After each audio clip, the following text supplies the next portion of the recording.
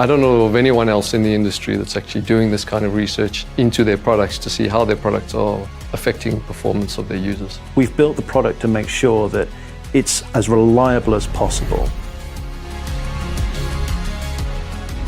So the innovations in engineering that I'd say we're most proud of is the sequential handbrake and shifter toolless changeover. This is now a patented system, so it's really easy for the user to just switch between modes. If you give people the tools to do what they want, they will. They will just go off and have fun.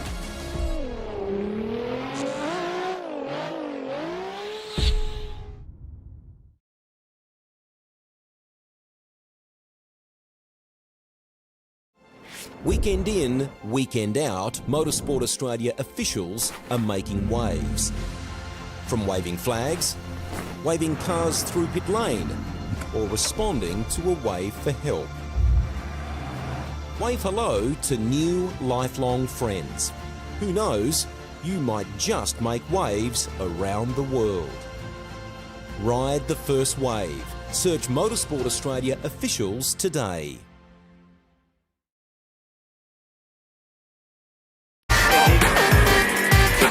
Hi, I'm Brendan Leach, driver of the number 7 Audi R8 or MPC Audi Custom Racing. First impressions of OG gear on the sim, fantastic. It feels really nice in your hands and doesn't gather up under your fingers. The sock, very breathable for me. I get sweaty feet when I'm on simulator. I know that's not the nicest thing to say. It has just the right amount of grip because your feet do just naturally move around on the pedals a little bit, and I like the way that they give you that freedom but also give you that stability that you need.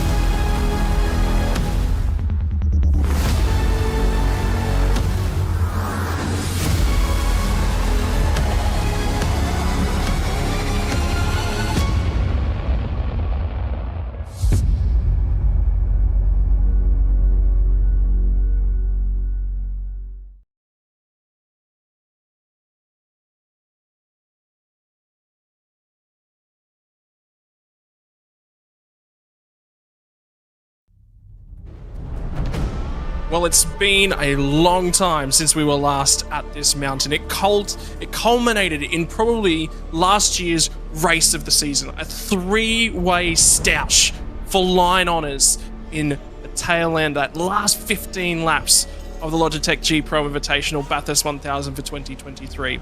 For 2024, the action kicks off just a few days earlier. Tonight's Wednesday night, and we're kicking off with something brand new to the series, the Co-Driver Clash.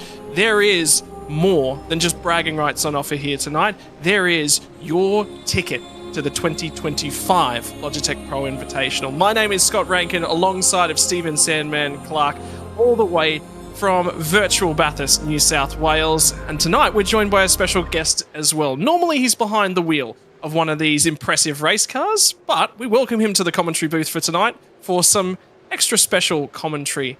Thanks for joining us, Brenton Hobson, mate. What are your first thoughts on sitting in for the Co-Driver Clash tonight? Oh, g'day, Scott. And g'day, Sam, man. Welcome, and hello to everybody watching along at home as well. This is a really exciting event for us. Not only do we get to see how all the co-drivers stack up ahead of this week's Bathurst 1000, but like you already alluded to, there is one very special golden ticket into the next year's championship and a spot on the grid for someone to win. So everything to play for really for these guys, but it is a great chance for us to get a bit of a form guide as we go into this weekend's racing as well. How critical is that form guide going to be? 161 laps are going to be the journey on Sunday night. Tonight, That duration's going to be 32 laps. And to take us through all of the action, we've been preparing something very, very special in the background. Time for the first ever, ladies and gentlemen. We're going to cut to Stephen Sandman Clark. He's down in the Logitech G-Hub.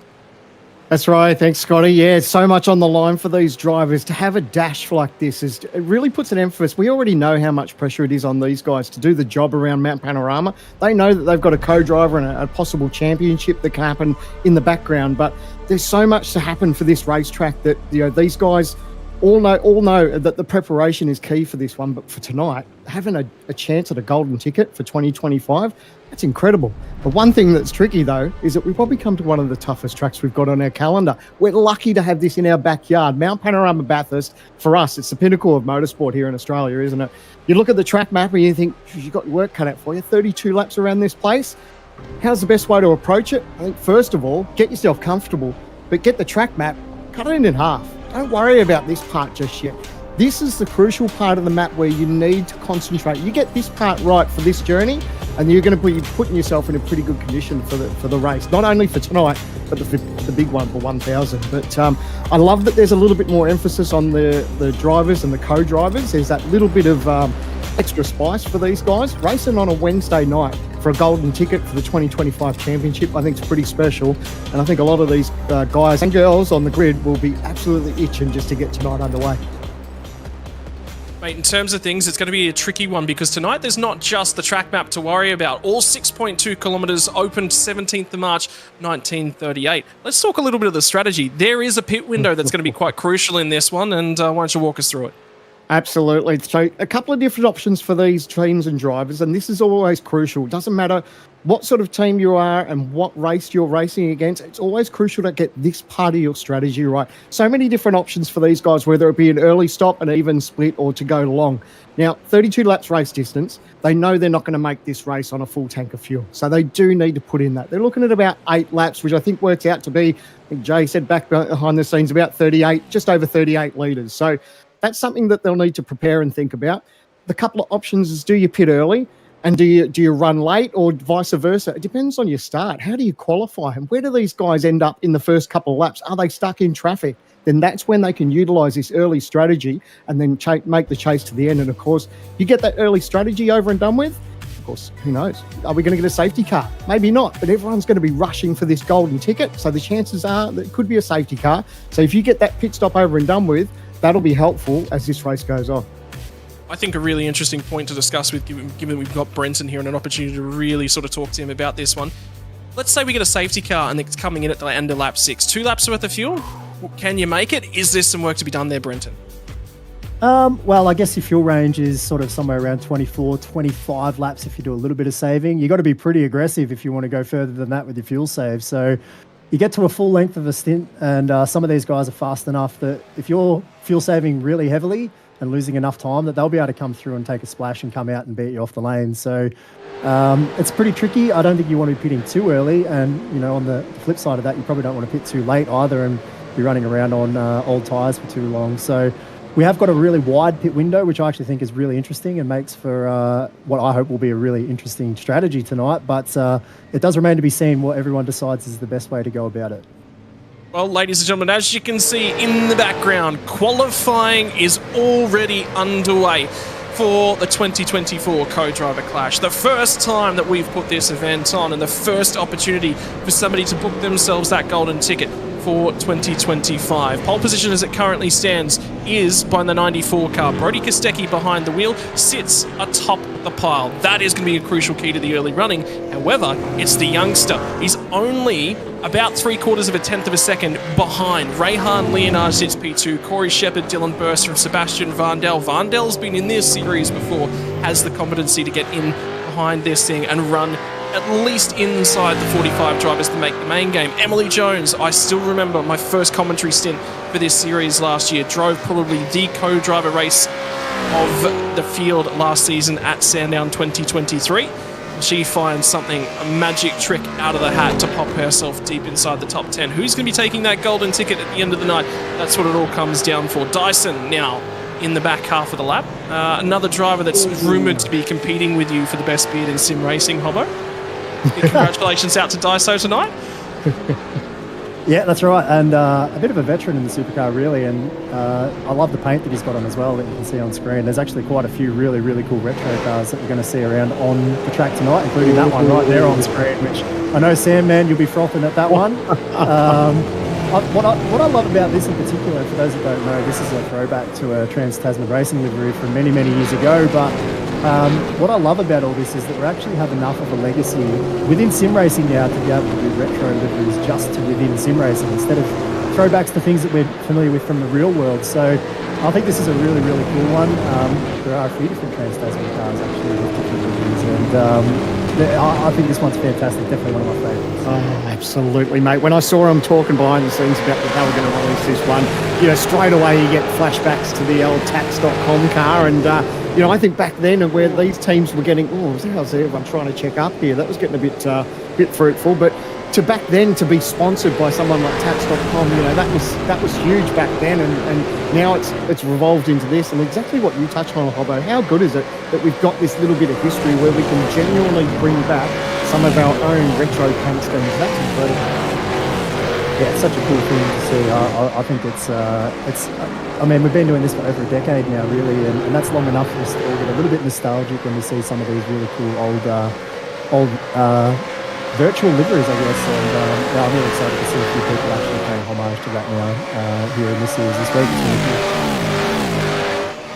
Qualifying runs number 2 already beginning, and there's a few drivers that you saw towards the tail end of their laps. They were on cool-down laps trying to cut their way through at the back end of the field as well. Dylan Burst is going to lead the train all the way up to cutting for what is going to be his second flying lap of the night.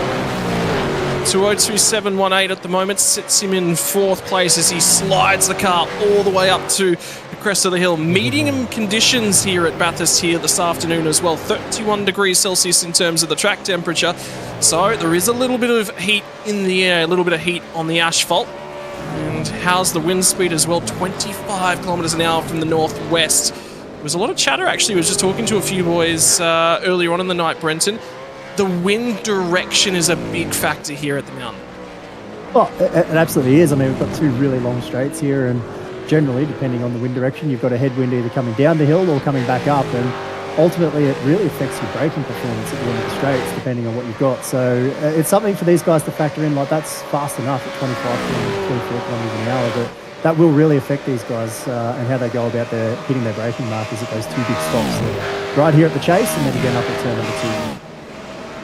All the pressure on Dylan Burst as he goes for the anchors at the end of Conrod Straight. Pulls it up reasonably accurately, carries some momentum down to Murray's Corner. I was watching replays. Remember the race, the great race a couple of years ago when Van Gisbergen led in tricky conditions towards the tail end of the race.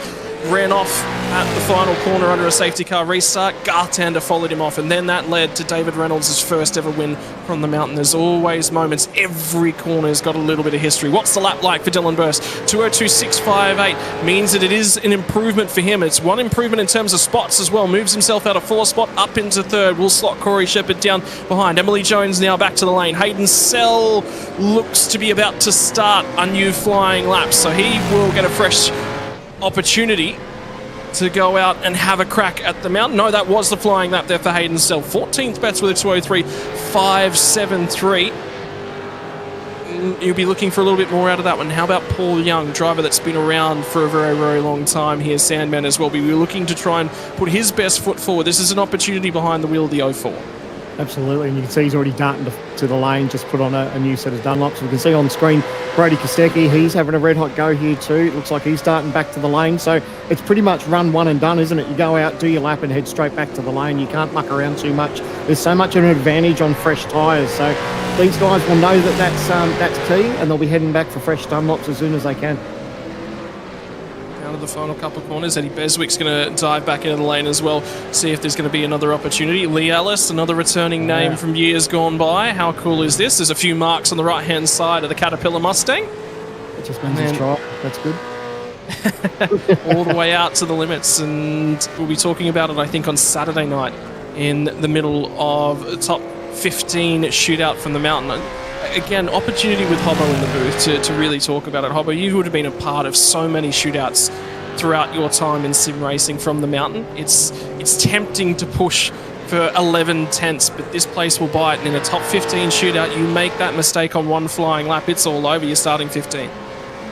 Yeah, well, it's everything all on the table for one lap, isn't it? You only get one go at it in a shootout, and it's a lot of pressure. I have done quite a few of them now, and honestly, I'm not that good in a shootout. I don't seem to put the best laps down when it's time to do it, but that's what sets apart the really, really good drivers. They just can go out and hit 11 tenths pretty much and put down an absolutely unbelievable lap time when they need to. And, I admire the guys that can do it at the very, very best of them. And, this is good opportunity still, even though for these guys, a lot of these guys probably won't get the chance to do qualifying runs on the weekend. So it's an opportunity for them to be able to come out here and show everyone what they're capable of. We've got a real traffic jam on the pit entry.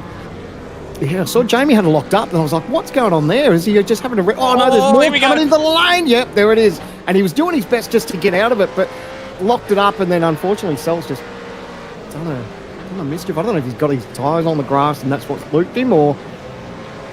It's it's tricky very spot. easy mistake that one to make if you do come in a little bit too fast into the pit lane there. It's quite tricky, probably something that people don't really think about enough when they're putting in practice for this sort of track is how difficult that pit entry can be, and easy mistake to make.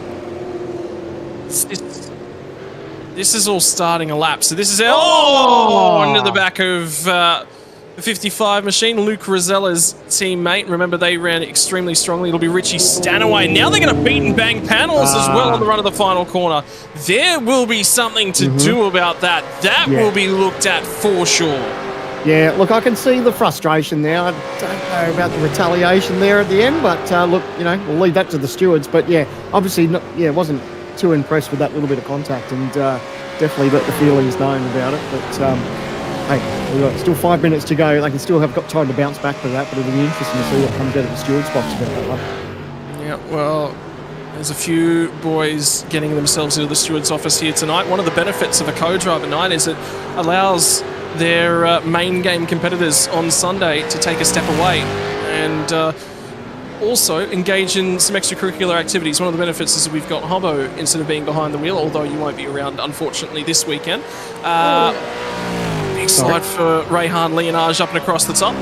But I believe Madison Down, Jordan Ross and Sean McNamara are all sitting in and amongst the race control booth here tonight, taking on some different duties. This is the pit lane entry from Hayden Sell from a few moments ago. Oh, that was on downshift. Oh. And then he's got on the throttle and it's turned around again. Oh, it's like goes from bad to worse. But you know what? Thankfully, he was that close to pit entry, and it was at towards the last bit of qualifying, and there wasn't too much damage. So thankfully, got away with it. But geez, you want to do as little as possible as that. Come to 1,000. And I just got a message actually come in from Jake Burton as well to say, hope you enjoy our retro liveries. Maybe we could do a podcast explaining some of the background. So there's a lot of everyone's enjoying broadcast of Bathurst 1000. It's a real seller. That's what I like about the expansion out to the Wednesday night as well, and the Saturday night, even with the top 10 shootout and qualifying as well. We're not just got that underway, we've also got a Porsche Cup Challenge race as well coming your way on Saturday night. So if you are a big fan of Australian sim racing and you're a fan of a few support categories, everything is expanding in the world of the Logitech Pro Invitational. Wednesday night co-driver clash, Saturday night qualifying into the Porsche Cup Challenge, and finally the top 15 shootout to bring things to conclusion. Then it's on to the big show, Sunday morning at 11:15 a.m. Lights out and 1,000 kilometres to finish up the Logitech True Force Endurance Cup. And it's going to be a big one. The first time for 2024 it's been run over 3 rounds, and we get to crown ourselves an endurance season champion for the first time ever. The final few stages of qualifying, 2.5 minutes to go. More contact at the end of the chase. And I think that might be on cooldown laps, so we might be okay there. That may not necessarily be looked at too harshly. What happened there, though? It looked like, I don't know, the Kostecki was locked up and drilled the door of the TTR car, but it was a decent hit. You can see the damage, but thankfully Brady will just head straight back. He's barely going to have enough time anyway to get back out and have another hot lap with 2 minutes 18 to go. We go to the OG Gear replay. So we're on board with Kostecki. Oh, he's made a meal of it. He tried to dodge the accident there, but unfortunately it was just going a little bit too hot. So he did his best to avoid it, but unfortunately just made that little bit of contact and they were able to push on with it. Yeah, so there's a few bits and pieces coming through from race control as well at the moment. I'm just having a quick look around. It looks like car 55, so that penalty, that contact that we were talking about from Rosella a little bit earlier on. Luke Rosella's, sorry, not Rosella, my apologies, Richie Stanaway. Richie Stanaway will be starting from pit lane for that one, so that's already been dealt with and handled. And there's more coming through as well. Car 94's also been looked at now, and car 28 for illegal escapes. Reminder that you must not tow automatically back to the pit lane from qualifying. That's a big no-no. It's always the automatic adjustment though, isn't it, Brent? And you just want to jump on that button, get back in, start a new lap. Well, I mean, it's what we're sort of, it's like the muscle memory, isn't it? And what you're doing when you're practicing and doing lots of laps is you can just do that, but you've got to be aware of it. It's something that, you know, some people occasionally overlook and forget, but it's one of the things, one of the 1%ers that you talk about. You just have to get right when you're competing at this level. Abby Williams putting in laps alongside of Hayden Veld for Sunday. He sits 7th on the timing chart, so a really, really good standout in terms of qualifying pace. What that car will look like in terms of race trim, we'll find out on the other side of this. Hayden Sell at the back end of what's looking like a quicker lap, as well as he'll come through to Murray's corner. Just a touch of the curb on the inside, runs it out, gets the power down. No, 0.3 of a second slower, so not quite able to find that one. Update as well, car 94, hit lane start. That's our pole sitter at the moment. Brody Kostecki will not be starting from pole position. He will be starting from the lane alongside teammate Richie Stanaway in the Lobs Esports outfit. Oh, that's huge. You know, we talk about what's on the line for tonight, but man, how much does everyone else behind them just lick their lips a little bit, knowing that they get that free kick, so to speak. But that's, yeah, that's pretty big. It's only a short race, 32 laps, but you know, they've still got time to bounce back from that, but it certainly makes things just that little bit more difficult for them. Well, that's all in the book, and it's already been decided. Well, that gives a huge opportunity to Rehan Leonage. Could he be finding his way into the 2025 season by courtesy of a golden ticket? There will be a horde of drivers looking to take that one off him. Final moments of qualifying being looked at the moment. The checkered flag has flown. Sebastian Vandel qualified at the moment on 5th. There is just about no other drivers. There's a couple of drivers on a lap. There's a couple of drivers on an out lap. There's a host of drivers on an out lap that are still trying to put a lap time together. Chris Coxhead at the tail end of a lap is now going to come back down to the lane. Looks like that's going to be about it. Lachlan Capel driving outside of Robbie Gibbs. Remember, all the way back to the start of the season when chaos kicked off, this was the car that shot through to take his maiden race victory in Logitech Pro Invitational. To the final corner for Capel. Can he be kid capable out of the final corner? Will not light up the rear tyres. Gets drive. 203.463. 479. Does improve his fastest lap, but only by a few thousandths of a second. Not much in it. In terms of James Golding, who will drive off alongside of Andrew Gilliam on Super Sunday. Will come down to the chase, and that's an aborted lap there as well. Absolutely, that could be a trip to the medical centre as well, but thankfully he's got away with that. I don't know if that was just went in too deep, or I don't know what the story was there, but yeah, thankfully in our world he got away with that scot-free. Well, Ryan Wood's out of 10th spot at the moment. It's reasonable drive. Might have got away without the off-track at the final corner. Smoke on the pit lane entry, 203.581, 0.3 of a second down. I believe that was the 543 machine who will be driving alongside of Scott Gamble on Sunday as well. So this host of cars are not on flying laps. They're just doing pit lane entries at the moment, and that is it. Qualifying is in the books, but the big story before anything starts is that the driver from pole position, Brody Kostecki once more will take that one away, will be starting from the lane. What that does mean, though, is that Rehan Leonage will line up on a front row that's going to be empty to his left-hand side. So he will get a free kick on the run down to turn number 1. On row number 2, it is going to be the 93 machine from Lobs Esports. Dylan Bursell behind the wheel. Off alongside of him, the first of the TTR cars, Corey Shepherd in the number 29. On row number 3, we'll throw it back to Sebastian Vandel for the 900 Vermilion Esports entry, off alongside of Emily Jones, also running the same livery as Rehan Leonage. Row number 4 is going to be that of ERT driver Kobe Williams, driving alongside of Hayden Veld on Sunday. Dylan Pereira in the 777 machine will start to his outside. Rounding out your top 10 is going to be the 17 machine, Seth Brown's Vermilion Esports livery alongside of Ryan Wood in the next of the Lobs Esport cars. First cars outside of your top 10, Synergy Sim Racing, and the first of the Synergy Sim Racing cars, 033, will be Chris Coxhead. Lachlan Capel will start alongside of him. The 22 entry, which ran quite well from Sandown, Brad Ryan will be behind the wheel from the Mountain 13th alongside Ken Ladder.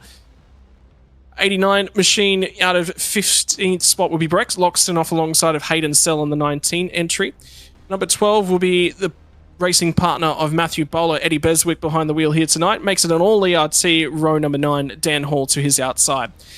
Rounding out your top 20, it'll be the 707 of Jamie Stovold, and Lee Ellis will be off alongside of him. We'll get outside the 20 to Ty Delaney in the number 7 machine, partnering with... and that one's just gone outside of my head. Brody Baldwin will be off alongside of him. The 55 entry, Richie Stanaway, will be starting from pit lane, but would have qualified in 22nd position. The 72 machine will be that of Ewan Baker off alongside of Ross Rizzo. And boy, that's a pretty looking number 36 machine that carries on over from the Sandown liveries. Brody Sentence in the 888 machine, Rick Kuznetsov's partner off alongside of Paul Young on 26th, 27th and 28th. 14th row of the grid is going to be the 205 machine of Michael Angus off alongside of that of Chad Lewis. 29th and 30th is going to be Kyle Stokes in that one off alongside of Zachary Vlashbom out of 30th for Vermilion Esports. Outside of the 30, James Golding will find himself a long way back, and he not necessarily all that happy about that one. I think that might be it. No, Dyson failed to set a valid lap time, I believe, qualifying, and there will be Cameron Jones and Colin Warwick to round out what looks to be a 33-car field here for tonight. Right, Sandman, I know you've been looking forward to this one because I know that you've got a few favourites up and down this field. You get to pick one here tonight. Is he on the front row? Yeah, it's no surprise, is it? I was so impressed with Rehan's drive at Interlagos for the opening round of the True Force Enduro Cup, and just to see the heartbreak that they went through, him teaming up with Madison Down, to see him on the front row, I'm absolutely stoked. It would have been a great drag race with him and Kostecki, but look, at the end of the day, he's doing really well, and mate, he's definitely my pick. I don't think that's any secret from anyone who's watching the series throughout. I've been pretty good as far as tooting his own horn, and he's a great little driver, and I really like to see him get the win tonight.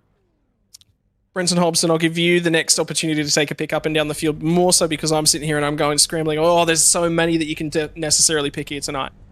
There is. It's wide open, especially with a couple of guys now coming from the back. Rehan with the play seat pole position, all to himself on the front row. That's going to be a hard car to beat.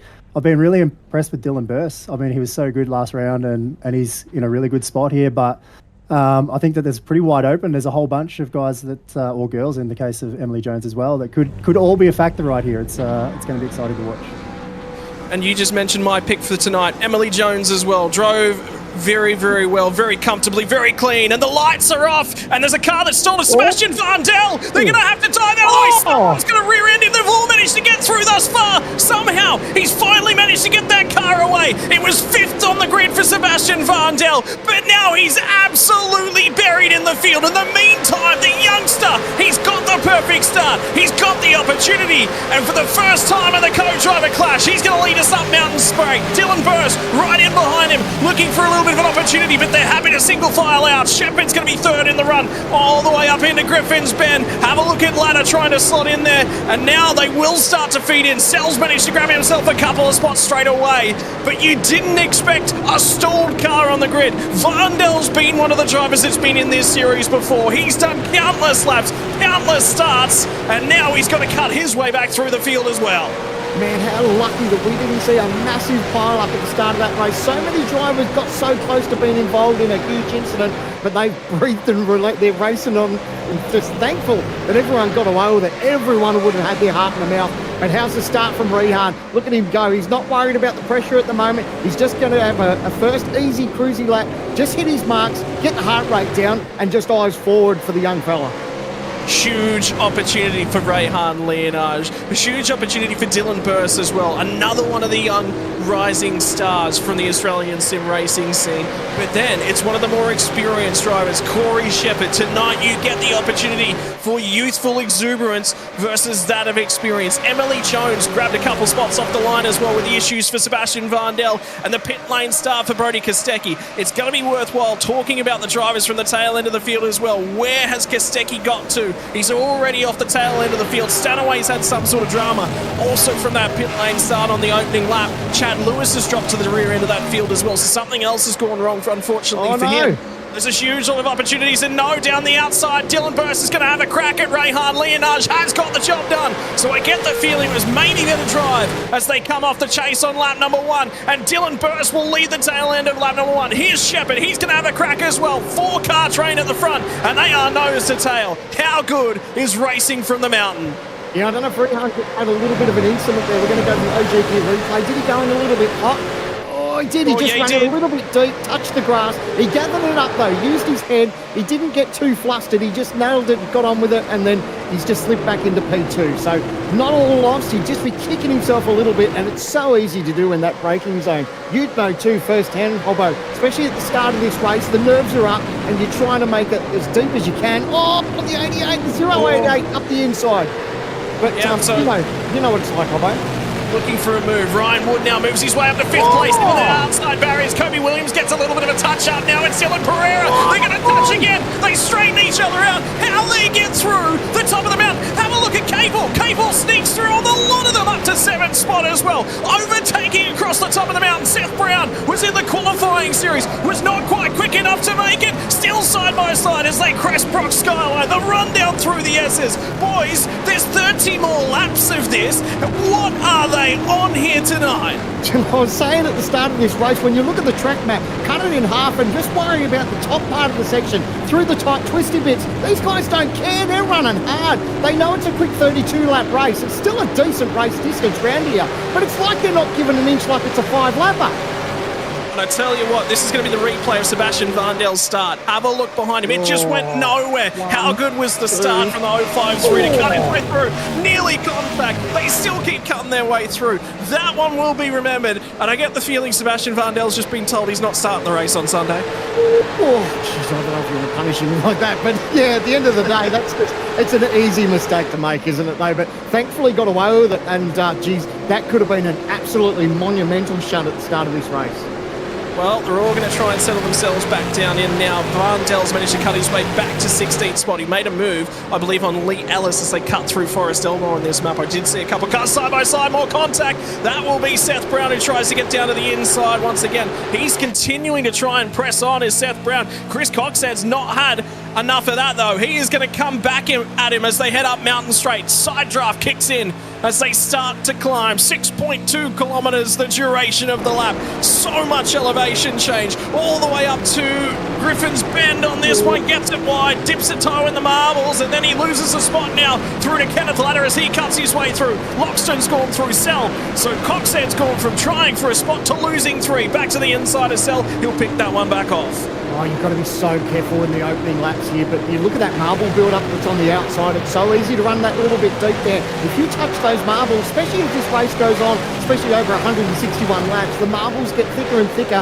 and it's so easy to make contact with the wall. They all thankfully got away with it, but it's a little bit of heart and mouth stuff there. Well, an opportunity to cut to Brent Hobson, because I think they're going to need some wise words from an experienced head such as yourself, Hobbo. Well, cast your mind back all those years ago to when you were making your Bathurst 1000 debut in some of the top steps. What were the nerves like, and have you got any advice? Oh, my nerves back then were horrific, and I'm just so glad that I'm not out there doing this tonight, because it looks like it's stressful. It was such an exciting first lap. I could never predict the second one was going to be even wilder. That was unreal across the top. I don't know how they all got away with that. That was incredible. But I'll tell you what, I feel so bad for Vandel there on the start. That'd be just the worst feeling. Go to launch and nothing happens, and I mean, he's just so lucky that he's even still in the race at this point, but that's just a devastating start after qualifying so well and so impressively right up near the pointy end, and now he's fighting his way back from the very, very back of the field. But yeah, you're right. It's all about trying to not make mistakes at the start. We saw Rehan have that little error, but apart from that, these guys at the front are mostly staying out of trouble, and then about 5 or 6 back, the race is just taking sheep station. It is certainly on for sheep stations back there. They do not care what place they're squabbling for. They are going to have a go for it. Pereira's done well to get himself to the head of that queue now in 8th spot. Lachlan Capel up to 7th spot as well. So a few drivers that are on the improve. And we're going to get another original OG gear replay as we cut our way up and across the top. Oh, he's made contact. Now, I'm not going to say Kostecki did make contact, but when you go side by side through there, our camera just cut away there. But, geez, that's not ideal to go side by side through there. And I think there might have just been that little bit of contact. Well, I can tell you, Andrew Dyson's just been for a very, very lengthy stay down on the pit lane. There's more contact deeper in the field as well. Brad Ryan's got a damaged right front on that car. That'll be costing him some straight line performance and some downforce as well. Sorry, left front, my apologies. As we take a look at that, whether or not it's going to be contact with the wall, easy to do as they crest the top of the mountain. Everywhere you look, there's a little bit of history. There's somebody who's touched that wall at some point in time, and this will tell the story for Ryan, because I thought that car was clean a few moments ago. It was clean. Are you serious? How did they get away with that? That's it's still not over. He's still got the tank slap going. Sorry to cut you off there, Scotty. He still has the tank slapper going. Oh my word! This is mental, and this is a precursor really for Sunday, but it's not, because it's just a sprint race. Yeah, I think a lot of the teams will know what's on, obviously what the stakes are for tonight, and you'd like to think that a lot of the team managers will definitely. Here we go. This is the onboard from Brody. I said that there was contact. I don't know if there was. Through here side by side, bang, doored him. It's just it's impossible to go through there side by side. It's tricky, and unfortunately that coming together has happened for him. Yeah. And race control have ruled no further action on that one. Is down to the inside now, looking for a little bit of an opportunity. Eddie Beswick's going to pick one more off, and it's going to be Hayden Sell. And the next car on the road was Sebastian Varndell. He got lucky to pick his way through on that most recent lap, and all the squabbling those guys were doing. 206.188 for Eddie Beswick, 207.956 for Hayden Sell. Means that is how slow they were running with all the squabbling that's going on at the moment. Ryan Wood really starting to range up on Emily Jones. He's going to get aggressive. Sandown a little bit deep. He's missed the bottom of the corner, but Emily Jones has just provided the room and said, all right, if that's how we're playing, I'm just going to step aside. I'm going to make sure that we hang on to this one. Wood forward one spot and looking to try and assault that top three. Yeah, it was smart from Emily. She gave the racing room. She knew that she was sort of sitting there on the outside, and it was best just to roll out of it, give the position, and she can fight on. She'll probably start thinking about these pit stops that are soon enough coming, because she may be able to use that as an advantage to maybe leap from that car and get the position back. But good heads-up racing from Emily. She just backed out of it and gave the position away. It's only lap 5. Well, anything could happen yet across the 32 laps worth of duration as well, and her partner in crime on Sunday is off on a trip to Spain later in the year, and it's all because chaos kicked off in an FIA Motorsports game qualifier. Sat third on the road did Jake Burton, albeit he walked away with the golden ticket to go international when it all came to blows in the final laps. Could Emily Jones also find her way with a golden ticket into next year's racing? Contact, it's down at the elbow. Dan Hall's involved, so is the 900 machine. And thankfully they've all managed to get away. Yes, there was a little bit of damage between a couple of cars, but that could have been a lot uglier. It gets very narrow on that part of the racetrack. We're all quite well aware of that, but they're still trying to squabble as they sort themselves out. As we go to the OG gear replay, see nose to tail contact here. Wiggly, the 900 was a little bit sideways. Dive up the inside. We see that every year, don't we? Here at Bathurst, we'd see that incident every year. Got to be brave. You've got to get aggressive, because Varndell definitely had pace on Dan Hall, but was that perhaps a touch too aggressive? Well, race control will be the judge of that one. How about Brody Kostecki in the meantime? Cut through the co-drivers all the way up to 22nd. So from the rear end of the field, he's plus about 11 spots at this point in time. And Stanaway still struggling at the tail end of the field. Unfortunately, he's not been able to find much pace behind the number 55 Commodore. Back to the inside though for Brett Loxton, trying to get down the inside of Ken Latta. Does get it alongside. And Ken Latta was another of the drivers that was attempting to qualify through the qualification series back at the start of the year. Did not go his way. And I tell you what, the story for Ken, he had a golden ticket in his hands at one point, and then the celebrations of his championship started a fraction too early. Bonus points. That is the only reason Ken Latta does not have his own seat inside the Logitech Pro Series for 2024. It's heartbreaking, isn't it? When you're so close you can touch it and you miss out on it. But nevertheless, there's still an opportunity for everyone that's in the field here. And how good is it that there's that chance and an opportunity for these co-drivers not only to put their best foot forward in the 1,000 for these teams. Oh, how tight! Sorry, that caught my attention. But to have an opportunity where they can take part and get their name down, lock it in the books for 2025, I reckon it's just huge for these drivers. I just looked up at my webcam feeds because I've got the opportunity to have a look at Brenton Hobson sitting in the commentary booth, and there was a little bit of a smirk that went from ear to ear. He's enjoying himself here in the commentary box. What have you seen that you like thus far from any of the drivers that you've seen, Hobbo? I like the fact that it's not me out there having to drive around at the minute. It's actually a unique perspective to be able to sit here and watch everyone else go at it instead. So I am enjoying it. It's good fun. I mean, there are a few people that have got their eyes forward and doing a good job. And watching Ryan Wood at the front, he's sort of making his way through and being aggressive. And there is just a mess right here. These guys. Oh no! Oh, he's gone! And around, unfortunately, goes the Fishy Motorsports entry of Michael Angus, and it's going to continue on as they get down to the final corner as well. Seton's got down the inside. He's trying to cover off the spot, and Ty Delaney's going to go the long way round. Finds the weeds on the outside of the track. Was looking for the opportunity to try and go for an overtake, but it's the wrong side of the road. Will manage to come away with that one, and another opportunity will present itself.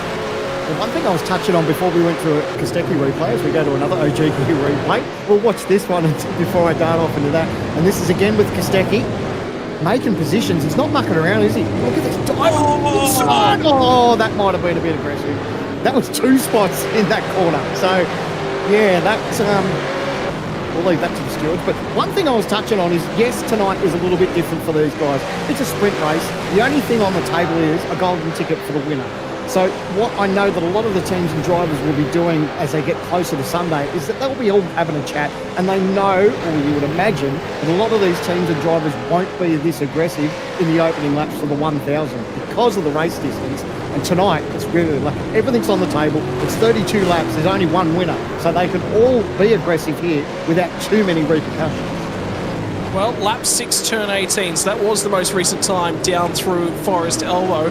Car 94, 10-second post-race penalty to be added, or an option to serve at the pit stop if he should so take that decision. So Brodie Kostecki has been in the walls, although he hasn't been putting himself in the walls. Unfortunately, it's been the other drivers, and has been awarded his second penalty of the night. The first one from qualifying.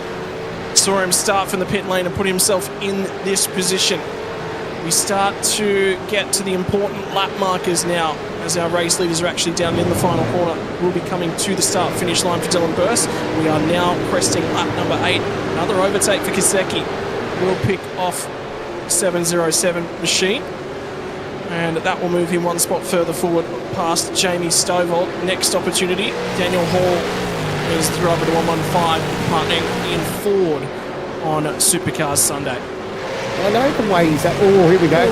Triple A. So Brodie is... I know he's got contact to the right front, but did that just happen? Or did he manage to keep it off the barrier?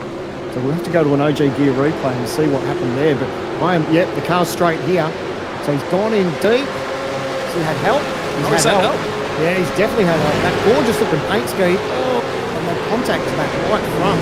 But he's definitely, you can see the damage that he's got there. So that'll affect him, no doubt. But yeah, just that little bit of contact and that fired him off into the wall.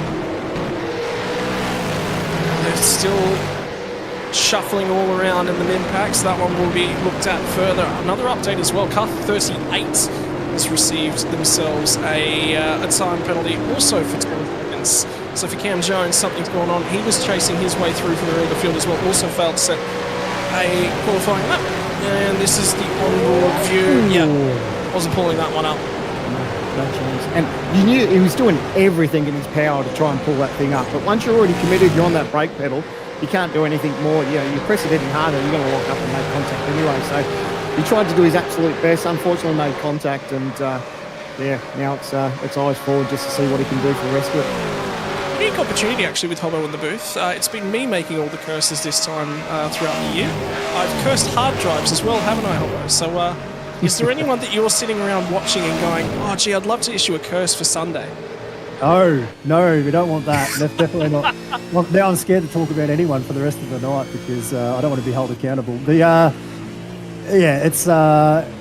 I'm really enjoying this actually. It's an interesting thing for me to be able to watch because this race is.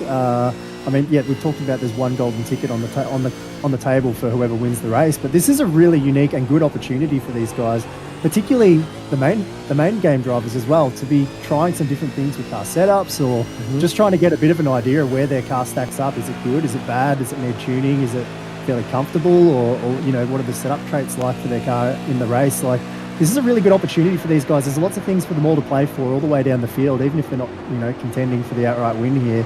There's still lots of things that can be learned, and it's a great opportunity to really measure yourself up against everybody else and see how your car is for the big race on Sunday. Okay, how about this? I won't throw you under the bus with everyone up and down the field, just from the Synergy Sim Racing SSR boys. Who do you think is going to be the best SSR car on Sunday? I don't actually know. I really don't know. I haven't been paying too much attention, if I'm perfectly honest, to the guys in practice this week either leading in, so I don't actually have a really good form guide coming in. A few of our guys have had some pretty bad luck this year already in the Enduro, so I don't want to throw them under the bus any further. Here we go, form guide apparently we're hearing, an incident as well. Oh, Kostecki's on form to make contact. Oh, there you go, there's a blowing engine. So that will be race over, unfortunately. The 04 machine will be making a tidy trip back to town, and look, he took the exit out of the circuit, didn't he? He didn't elect to take that one back to the lane. There's probably not much to repair of that car anymore. Well, lucky it's not last game, because you would have thought it would be an engine from the Sandown race, so everyone packing up and blowing motors in Sandown after the 500. But unfortunate. Haven't we seen that of late too, especially throughout this Enduro series, that the amount of motors that we've seen, especially at Sandown, but lunching motors seems to be a little bit of a hot topic of late. I actually have heard a little bit of murmurings around from people saying that they have seen that a lot more in the last week or so. Just in testing here at this track, it seems to be worse than we've seen it ever before. A few people have mentioned it. Oh no! He's having a real hot go, isn't he? I think someone just needs to get in his ear and calm him down a little bit, because we know he's got the pace on board. It's only it's lap 10 now.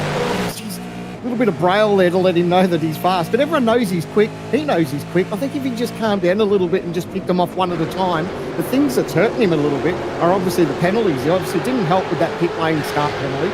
He's also got that 10-second penalty, I think it was, as well, that he's got to worry about. So, yeah, I think he just needs to pick them off one at a time. He's definitely got the pace on board. Well, he's been aggressive thus far, and he's led to multiple instances of contact, and now we're getting an update that one of the other Lobs Esports cars, 55, Richie Stenaway, on the run down into the chase. Oh. You know what, I think he might have turned in there just from that view, and that is going to end the night, unfortunately. Someone lost a nose too. Front splitter. So, yeah, that's got very interesting. That was Cole Stokes, I think. Oh, Sim crash at the top of the mountain. 2 cars involved. There's definitely a blown motor there. Jamie Stovall, huge contact, and the other car in the wall, Sebastian Vandel, that was major. And they were just tripping over each other. The couple cars that were starting to drive their way back through the field. He's got major damage to Sebastian Vandel, so his race is just going to be about over. Started inside the top 5. Had an opportunity to go and get himself a golden ticket. Went through to about 20th or so place. Was starting to make some clean overtakes. And there's no one on 5. Dan Hall's in the fence as well. Safety car deployed. Here we go, boys. Pit lane is about to explode. He's got damage to the back of that. You can see the rear. The teams need to be in. Oh, who's missed the pit? Who's missed it? Burst. It's still a burst. Oh, he's had it. He missed the chance to get an opportunity to make a pit lane. Every single other car is diving down pit lane. Oh. And he's led every lap of the race thus far, and that will be it. There will be no recovering that one for the 93 machine. The safety car is going to pick him up. Wow. Well, the team should have been right on. No, They've missed him. Are they going to make him wait for the He's safety been instructed. car? He has been instructed to fall back behind the safety car, and he's already complying. Oh, I'm holding my breath now because I've got shades of Interlagos happening in my mind right now. So, but that's it. The teams and the drivers, I know it's tough for the drivers, but the teams really need to be on this as far as letting their drivers know that if there's a chance for an incident and there could be a possible safety car, they need to have those drivers in the lane as quick as they can. Everyone's managed to do it, but unfortunately, my heart sinks, and just putting yourself in that driver's seat to know that you've possibly missed that pit lane is just absolutely gut-wrenching. And to know that he's led, like you said, he's led the entire race. He's led every lap thus far. Did he get... the worst thing is it's tight, but I think they have got this one right. I do think they've got this call right. That safety car was in the lane exit, but it was, I think, past the blue cone. That's the big key that we learned from Interlagos. So this is going to be the replay of how we ended up here. That was the 28 machine in the fence as well, and the 707 Stovall. In the back of him. He was in the back of him. Was that car already having drama and checking up? Because it was hard in the back of him. I'm just wondering, was there a chain of events that made him check up like that? Decent hit by both of them. Ooh, we said it was going to be treacherous. We looked at the track map and I said, you basically cut this place in half. Don't worry about the bottom part of the racetrack. It's all can be won and lost up at the top part. But here we go. This is on board. See if we can hear that. Whether he's slow.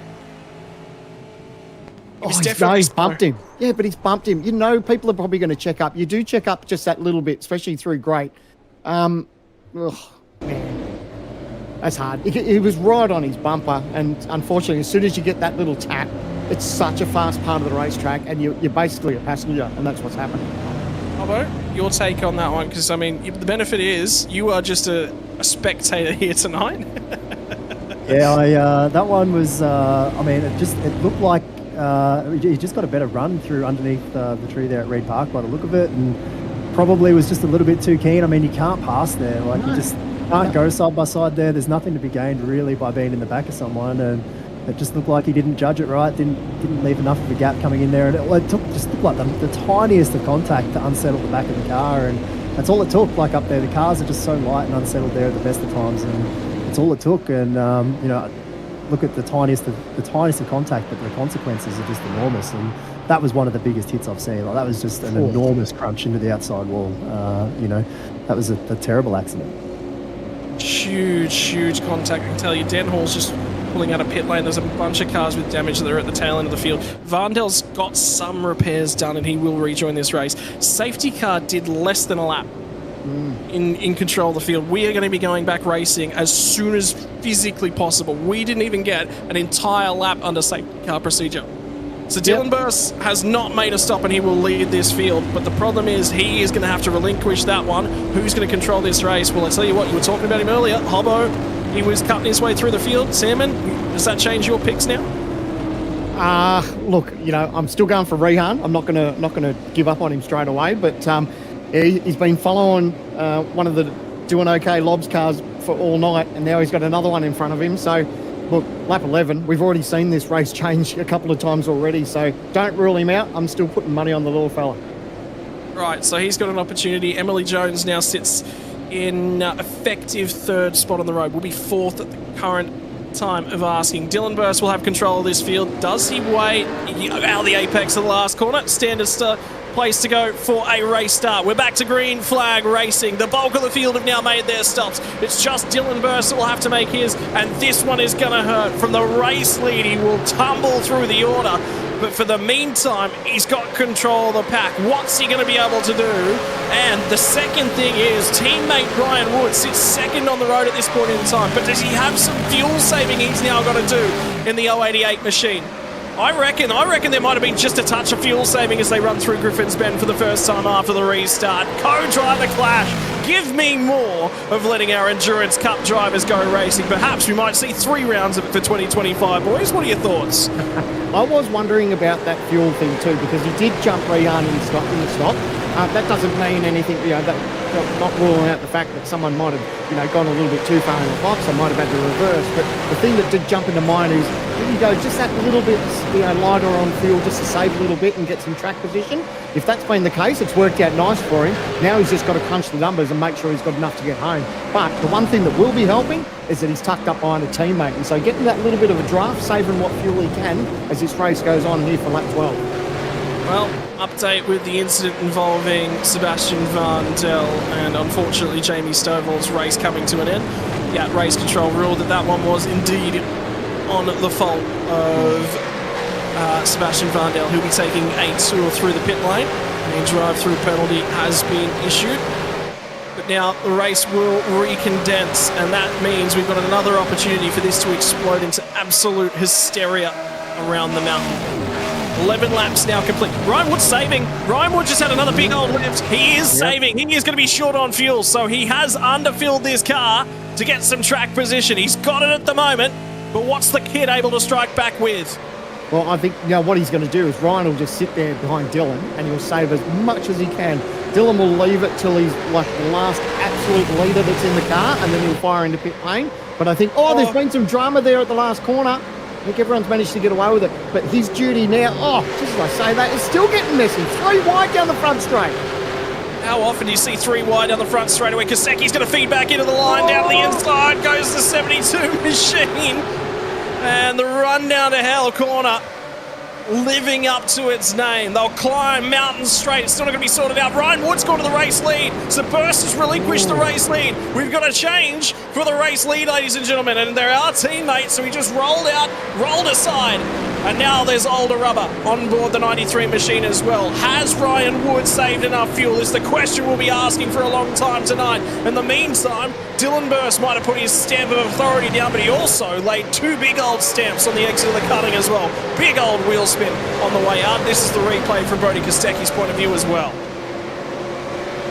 In front of him. Another mistake there by Kostecki.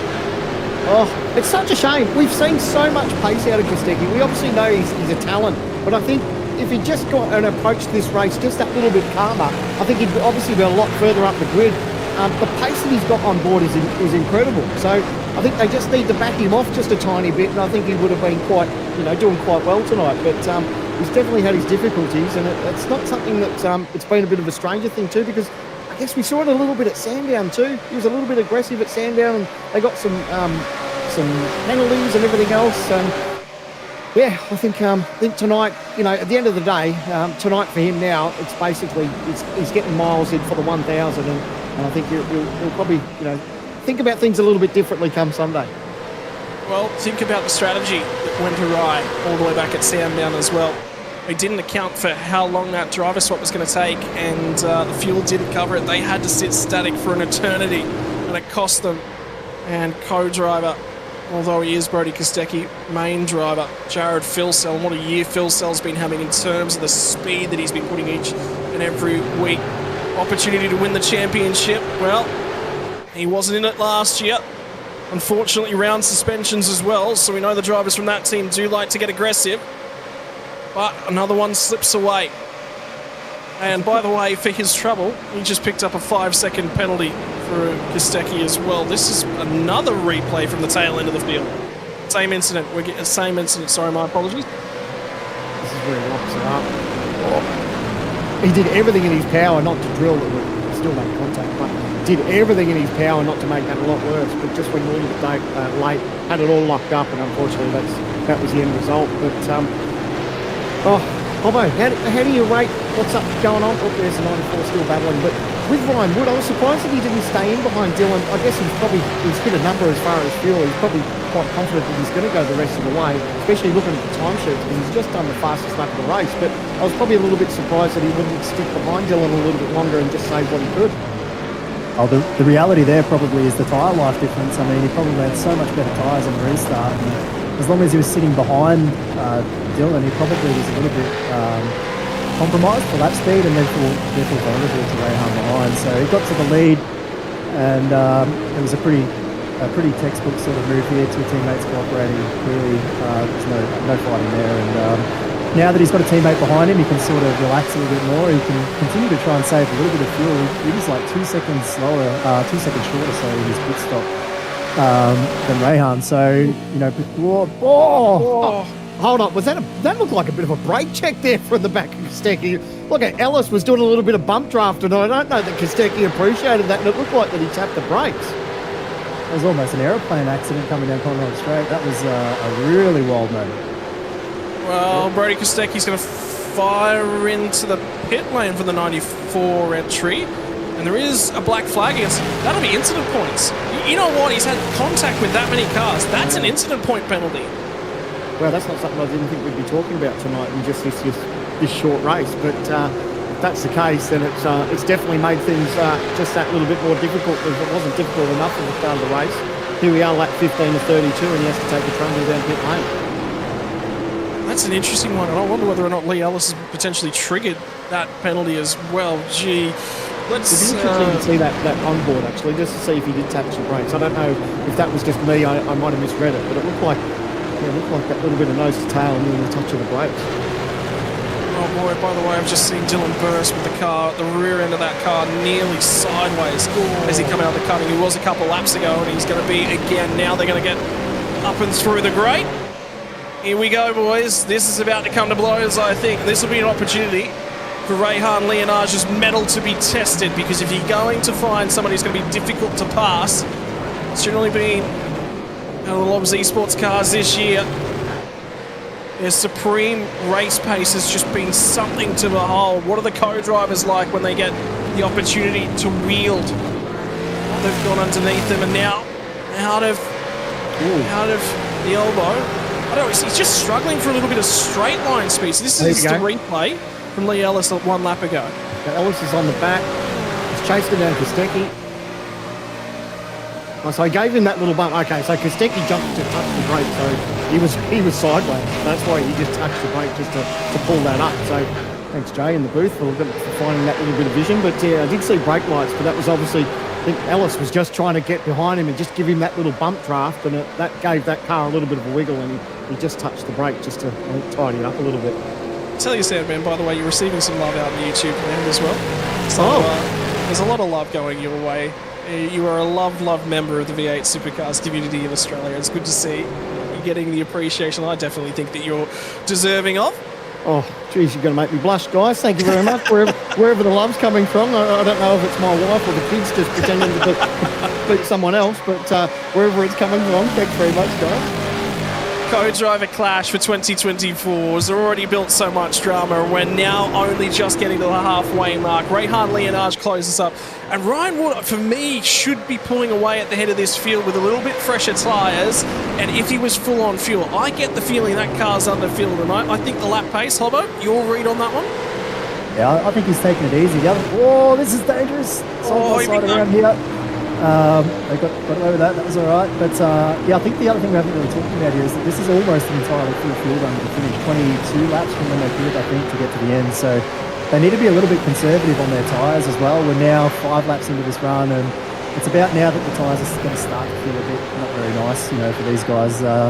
So they'll probably be trying to look after their tyres as well. They don't want to be pushing too hard too early. And at the minute, there's no need for him to go any faster because he's got his teammate behind him who is out of position, as we know, on strategy. So he's not under any pressure right now to go and drive away from the field. He can sort of look after his stuff, whether it's fuel or tyres, and just manage this one for a little while before he has to put the hammer down. Right, got an update coming through from Race Control as well, letting us know what exactly that drive-through penalty for the 94 machine was for. Contact with Dan Hall, which put him into the fence, which was a secondary contact just after the safety car was called. And Hayden Snell, after earlier in the lap being in blows with that of the number 12 machine of Eddie Beswick, has now found himself backed up against the wall and trying to recover. It's been a difficult night for Sell. That's not the first battle he's been involved in either. Yeah. We go to the IGQ replay. Oh no, was it another bit of helping hand here?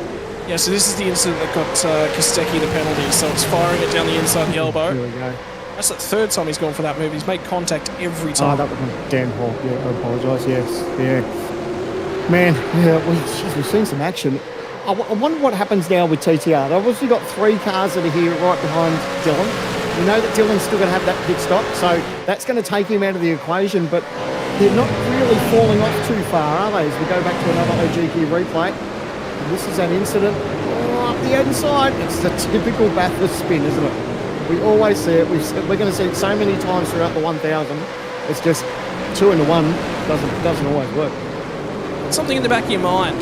Remember way back, it wasn't Road America, but it might have been Phillip Island. It was somewhere, but Jake Burton was right up and in amongst the two Lobs Esports boys, both James Scott and Jared Filsell, and somebody underfilled, and he just sat there and he said, yep, all right, no problem, you can underfill the car, you can lead. I'm not helping you in terms of that fuel mileage.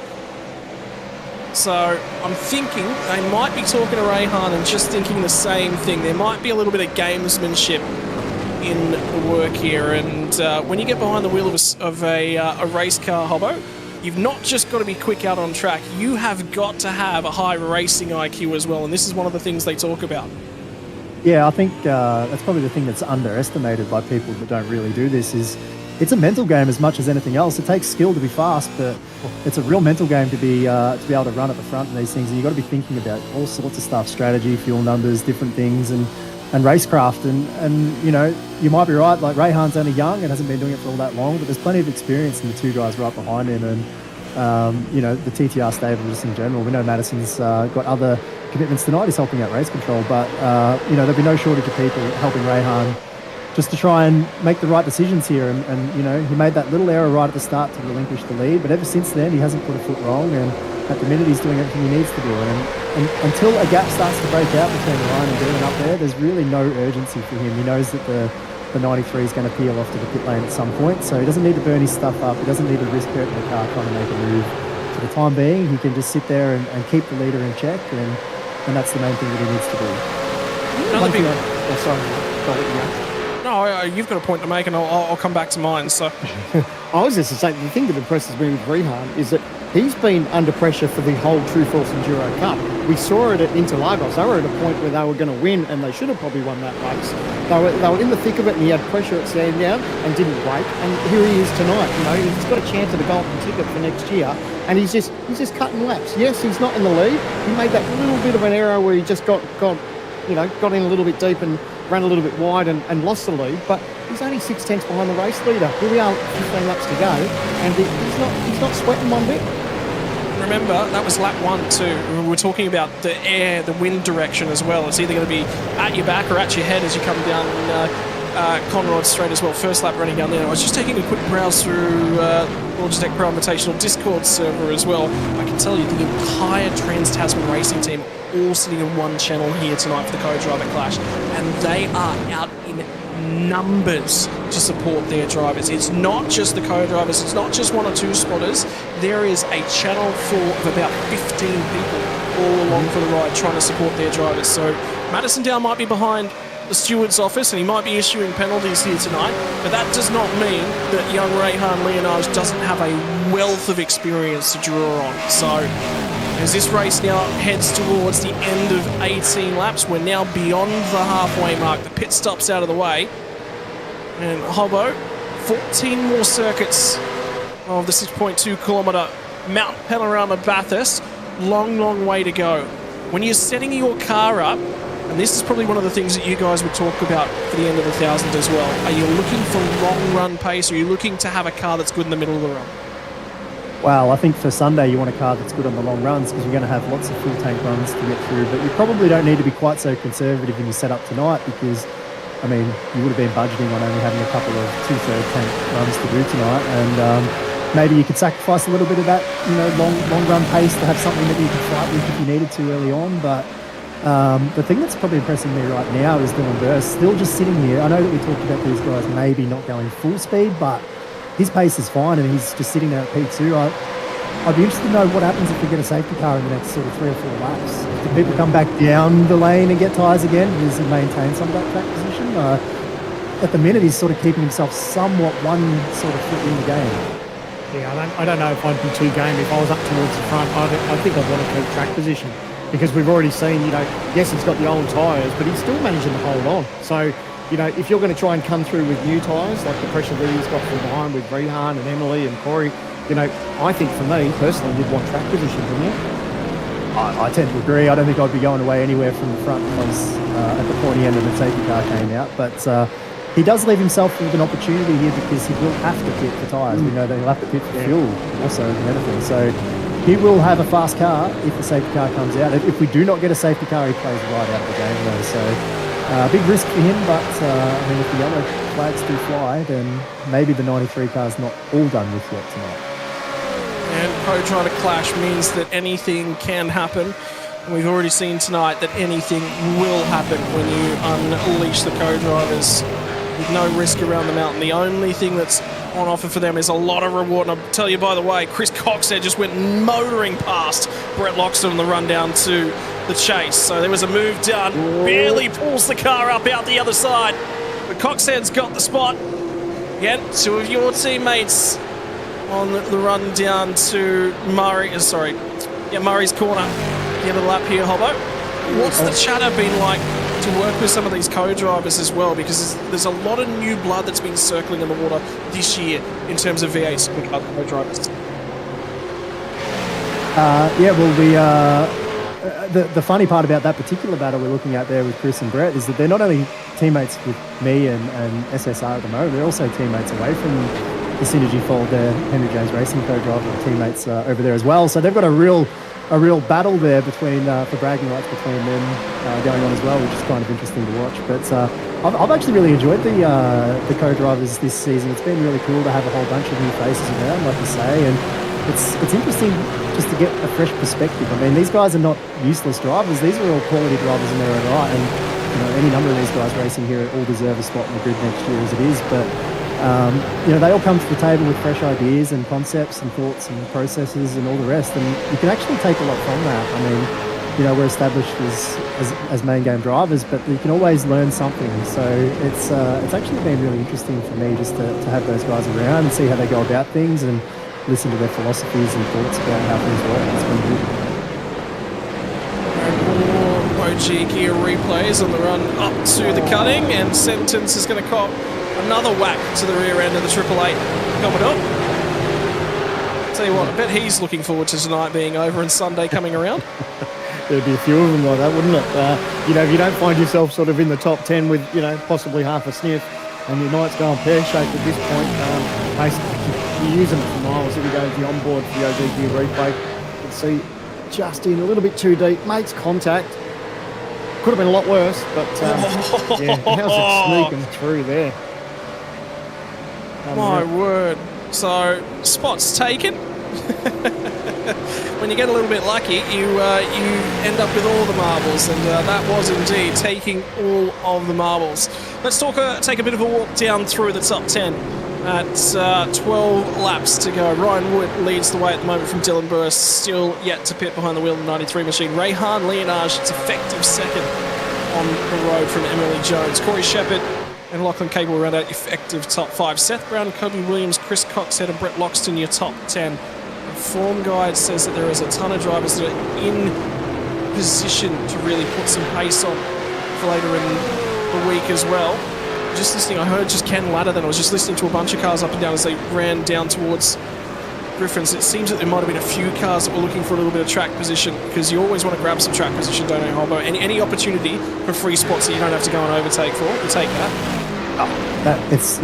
Absolutely. It's why we haven't talked a lot about it tonight, but why pit strategy and things like that is so crucial, because if you can pass people in the pit lane instead of on the track, it's just it's unbelievable. That's what you want. I mean, passing around here is difficult. So if you can get the moves done without having to work for them, that's the dream.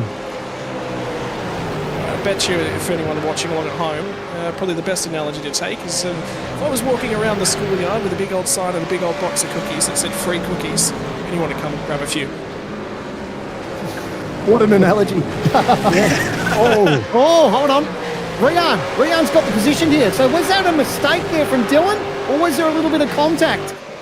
Either way, it looks like Rihan's now got that little bit of fresh air, or has the 93 just moved over? I don't know that you just want to move over and gift those positions, because you see now, he's going to make a dive up the inside. That's on Emily Jones, side by side through there. Heart and mouth stuff. Emily's going to hold the inside. Manages to get away with it. No way. Emily Jones has once again, for the second time tonight, just been forced to create space in a difficult situation. Burst is on tyres that are 11 laps older than the rest of these guys. This is what the run looked like down to Forest Elbow, lock the brakes, manages to pull the car up, just gets away without contact at the exit of the elbow, but offline, out of sequence, and somehow manages to rescue that as one spot lost, not two, not three, because Corey Shepherd was lining up for a crack as well. And how good Rehan's now just licking his lips now. He's like, beauty, I've got no one holding me up now. This puts some pressure on Ryan now, because now that he knows that Rehan's been freed up, he needs to sort of push. But this is where it started. He's got understeer there, and you can see he's got correction now in it, and he's just trying to save the car. He knows he's heading for the wall, and he's just trying to make it as light as possible. Bang! Makes contact with the wall there. Just the lightest of touches, but then that carries all the way into the elbow. You can see he was crossed up, got it locked up, ran wide, and that's where Rehan went through. I think we found our first bit of footage for the Sandman G Hub for Sunday. I think that might make its way into the... Oh, here we go! Here we go! And that is Richie Stanaway with an engine that is not firing, such as the yellow light on the rear end of the 55 car. Is he going to try and refire? That thing has got it refired. Thought it might have been an engine blown up. Still stuck there, and that's Ty Delaney on the outside against the fence as well. So with 11 laps left to run, and I said the drama might not be over. Dylan wants to save the car, doesn't he? I don't know if he's going to get it. Here we go, the replay. What are they doing? Fine, just closing the door on him. You can't close the door on him. Did he have overlap though? It was the key. Was he already alongside? If he's not alongside and he just covers it to the inside, Ty Delaney's stuck. We have got a safety car. The second safety car of the night, and we might get ourselves a 10-lap shootout here at the mountain. Dylan's in. He will fire straight in, put on a fresh set of Dunlops. He'll have pace. And the bit that's worked in his favour is that he's stayed out long enough where the field is spread. So he's not going to lose as lot as what he would have done if he'd had it pitted when he first missed the safety car. So, yes, he's going to lose some track position. He's going to have some fresh tyres. I don't know if he's going to have enough to get through the field, but it's certainly worked in his favour. Co-driver clash. And you know what? It's even nice and even in terms of the stints as well. That was 11 laps after we last pit. The first stint was 11 laps. How about that, boys? There you go. So that car stuck, and this is... Yeah, I'd love to see that incident again, whether like from a chopper view if we've got it, but I don't know if there was overlap, but it's just, it's hard when you start, you know, obviously he could see that Stanaway looked like he had a bit of, obviously had a run there, and whether there was enough where he just closed the door, it's a tough one. We're going to get another shot of it. So Pereira tucks in because he's just trying to yield the spot. Not out of shape there, but he's not expecting the dive. There was an overlap. Yeah, he's just got the tiniest bit of overlap. So, yeah, I think he could see that Stanaway was coming. Oh, and then he got absolutely drilled there too. But, yeah, should have probably just given him just that little bit more real estate, then they wouldn't be in that pickle. Easier said than done, isn't it, from the commentary box? I'm a genius up here, but when I'm in behind the wheel. But, hey, look, the things that we can touch on now, Rehan is now right up behind, and here we go, Dylan. So Dylan's come out in 15th. So not too bad considering what it could have been. And there's a ton of cars that go into the rear end of the field as well to get some damage repaired. Sebastian Varndell, remember that car was incredibly bent. It was just sort of limping around trying to stay in the race as well. Brenton, I'm going to give you another opportunity here. I've got this glorious, he said he sounds like a genius. Are you willing to take Sandman as your strategy guy for the next race? Free to good home. I believe anything that Sandman tells me. He knows what's going on. How many beers have you had, Brenton? Jeez. Maybe not enough.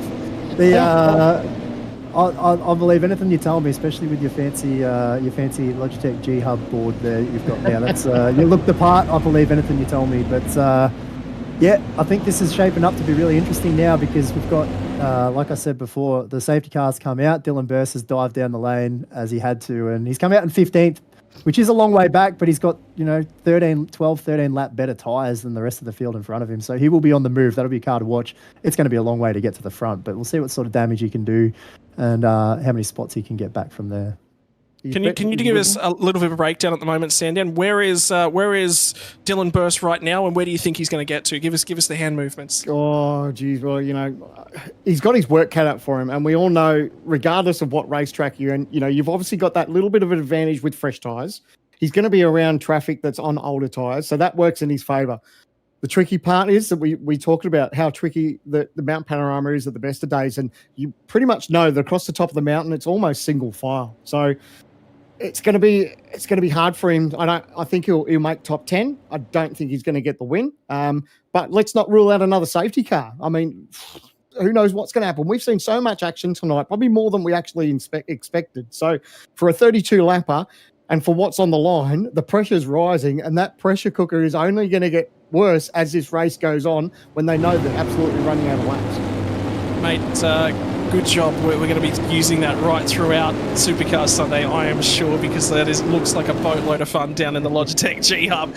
Ladies and gentlemen, if you are just tuning in, the co-driver clash has 10 laps left to run. That is going to become 9 as we go back to green flag racing right here. Ryan Wood leads the way. What is the prize that's on the cards? A shot at the 2025 Logitech Pro Invitational Championship title. You get yourself a free ticket automatically into the series. Don't have to qualify in. Ryan Wood has led the way since the pit stops. Went for the undercut strategy, hoping for a safety car. Fuel-safe gremlins are now out of the picture. He'll hold them. He'll hold them. He'll hold them. They're at the line. No. He's going to release them. Here we go. Late start on the front straightaway, and Ryan Wood's going to lead us back to green flag racing. The kid, the youngster, will go in pursuit. What has young Rehan Leonage got in store? And remember, we said Emily Jones might be in this one. Third on the racetrack. If it all comes to loggerheads up ahead, could Emily Jones skip through in that number 8 machine? Absolutely, she can. She's been there all night, and a real threat. A real threat. Like, I think Rehan's lucky that he's got a teammate there. Oh, the dive up here for the 93. Oh, big incident out of the 111. Acted into the fence. That was him just trying to make up positions there. That's a tough part of the racetrack. It narrows right up. But here we go. Look at the front. Ryan Wood, Rehan Leonage, and Emily Jones. They're right there. Emily's really putting the pressure now. And Emily is like a star driver, really deserving. And she is here within a sniff of taking away this golden ticket. Emily Jones has been a star of the Australian sim racing community, the Australian arcade racing community, the Australian racing community for nigh on an eternity. She has got talent in her own right. She has made it on multiple platforms over multiple different years, but ahead of her stands a star in the making. Rehan Leonage, the 888 sentence has been in the fence, he's been in the wars, and his night is going to be over. And Rehan Leonage is going to have a go, by the way. He got a good run out of Forest Elbow. They're on a Conrod straight. His first opportunity to have a real crack at Ryan Wood. He's going to pull alongside. This one is for all the marbles. They bang doors. They are absolutely into it. Jones arrives on the scene. We're going to have chaos when we get to the chase. There's an elbow. They're both off. They're both in the ground. Leonage is not going to pull it up. Is that going to be a penalty? Ryan Wood, safety car's being called too. No way. No way. You cannot predict this stuff. This story writes itself. The script will continue to unravel as drama at the mountain. Co-driver clash Wednesday. And I tell you what, if you wanted to set up the grand finale on Sunday, my word, this is telling a story. Oh, this is heartbreaking for Rehan. Let's go to the replay before we see that. Up the top of the mountain. Oh, don't tell me it's going to be another cheeky dive here, is it? Oh, you can't go. Oh, it was a touch. Hard contact. People are just making these little moves. Oh, and then gets absolutely cleaned up. That's not on. But man, and this. Oh, look, that's where Rehan had that opportunity. And unfortunately, he's just gone in too deep, touched the grass. There was contact. There was contact at the kink, though, I tell you. There was absolute contact. And Wood was wide. Banging doors, banging panels for the entirety of the run down Conrod. And this is what happens at the kink. You just don't see it. It's right as the camera flicks back across. But he was not out there. And Wood, tell you what, Wood didn't leave him enough space to the left-hand side of the track. I think Wood's in trouble. Can you think about this, right? Emily Jones has teamed up with Jake Burton. You not long ago spoke about how Jake Burton picked up the pieces, did a bit of a Bradbury, and got himself a golden ticket to go overseas. Emily is now in the position where, what if there is a penalty for Ryan Wood? She's been gifted that spot from teammate Rehan. She's sitting P2. Could she go through and do a bit of a Bradbury? You know what? It was a month ago. A month and 2 days ago that happened. Now, I'm not going to put any pressure on Ryan. I didn't see, obviously we didn't see the incident. I don't know what the stewards, they may just leave it as a racing incident. But now Emily, P2, the thing that I'm excited about with Emily here at the moment is that a Facebook memory came up in mine not too long ago, and her and I raced here at Bathurst about 10 years ago. So I'm stoked to see that she's in a position. Here we go. Now, this is the aerial view. What sort of touch do they make contact through here? It's just so tight through here, though. Yep, there was. It. But it's too hard. It's hard, isn't it? Like you can't. It's so hard to go through there side by side. Is there a car's width at the exit of the kick? Because he's got to leave a car's width to the edge of the road. Yeah, Rihan did a great job for gathering up. Hey, we were talking about Dylan. I said he'd probably definitely make top 10. He's sitting in P12 for the moment. Oh, boy. Bad news for Dylan, though, because that incident that we saw coming across Skyline there, that has given him a drive-through penalty. It's just come up. There it is. It's brought it all to an end for him there. But that move, I mean, I think that was pretty clear-cut. I mean, you can't pass it there, definitely. We've seen that a few times tonight, but that's a big place to try and make a move, and he was out of control by the time they even made contact, I think. So, yep, that one's pretty straightforward, I think, and unsurprising. So this is again the top of the mountain. You can't put a nose in there. Look, he was already Did he look like he was already sideways, possibly? But it's just, again, we talk about how crucial it is over the top of the mountain. You need to be single file. You need to be single file. What was he thinking? He's just going through, like, he's driven a brilliant race. All power to him for what he's done up until this point. He's done a phenomenal job, and I have seen Dylan drive some very, very good races. But you know what it is too? Just take the pressure off him too. When you've made a pit stop, your night has gone a little bit pear-shaped. It's obviously not run to plan, but you've got fresh tyres. So you get in that mode of like, I need to make the most of these fresh tyres. I need to try and get the moves done. I know the laps are ticking away. So it's easy for us to sit up here and say, oh, geez, that wasn't real good. But you put your backside trackside, and it's a whole different world when you're in the seat and you know that pressure's on you. Yep. It's a rush of blood, isn't it? Yep. You got to make moves. You got to get the moves done, and sometimes the judgment's not always crystal clear. And that one was just a bit too ambitious, I think. An extra lap under safety car here, guys. I have to believe that race control are having a good hard long look at that contact through the chase to make a decision about that, if that's going to be a penalty or if that's going to be a no further action. I would not like to be sitting in that room right now. I'm glad I'm up here with you guys. Absolutely. How many times I've had Scotty try and get me into doing race control and in the steward's office? There's no way. You can't throw enough money at me for that gig. You know what I like? I like the fact that because we're all pundits and we're all fans of racing, at the end of the day, we're all here because we love racing, right? Brenton's obviously incredibly talented, and us two up here are incredibly loud. That's how we got our job. Here we go. This is interesting. This is the onboard from Rihan. Bang, that's the hit in the door. I think the question for me would be whether or not he made enough of an effort to get to the right-hand side at the apex of the kink there. But at that speed, it is actually quite challenging to get the car turned in how you want. And side-by-side through there is difficult no matter what. I was going to say, it's hard enough getting through there by yourself sometimes, let alone to try and go side-by-side with someone. So, yeah, thank goodness I'm in the commentary box with you guys. I don't mind hanging around the Logitech G Hub. I think I'll hang around with my Flash new board and let what you're going to do? Stewards take that. You're going to invite the stewards to you, aren't you? You're not going to go and visit them. They have to come to visit you. Here we go. Here's another replay. It's so hard. I mean, yes, there's going to be a little bit of net code there. It's so hard. You go, it's single file through there, and when it is side by side, everyone's got to have a little bit of give and take.